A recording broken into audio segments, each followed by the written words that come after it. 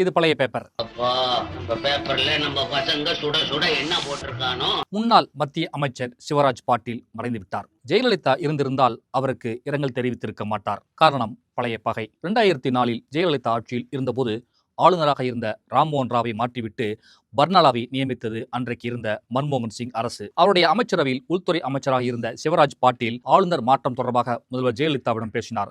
அப்போது நடந்த தொலைபேசி உரையாடலை ஜெயலலிதா டேப் செய்து விட்டார் என சர்ச்சை எழுந்தது. கவர்னர் ராம்மோகன் ராவை மாற்ற தடை விதிக்க கோரி உச்சநீதிமன்றத்தில் ஜெயலலிதா அரசு வழக்கு போட்டது. அந்த வழக்கில் ஜெயலலிதாவுக்கும் சிவராஜ் பாட்டீலுக்கும் இடையே நடந்த தொலைபேசி உரையாடலை அப்படியே தமிழக அரசின் வழக்கறிஞர் கே வேணுகோபால் விளக்கமாக எடுத்து வைத்து வாதிட்டார். கவர்னரை இடமாற்றம் செய்ய போவதாக பாட்டீல் சொன்னார். அதற்கு ஜெயலலிதா இது பற்றி என்னுடன் ஆலோசிக்க போன் செய்தீர்களா, தகவல் சொல்ல போன் செய்தீர்களா என்று கேட்டார். பாட்டீல் சும்மா தகவல் தருவதற்காகத்தான் தொடர்பு கொண்டேன் என்றார். ராம்மோகன் ராவை மாற்ற பல காரணங்கள் உள்ளன.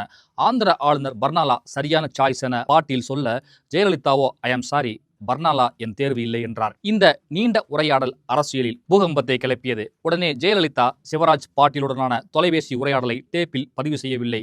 மற்றவுடன் பேசும்போது அவர்கள் கூறியதையும் முன்பு படித்ததையும் பிறரது பேச்சையும் மீண்டும் அப்படியே நினைவு கூறும் நெப்போலியனை போன்ற மிகச்சிறந்த நினைவாற்றல் தனக்கு உண்டு என சொன்னார்.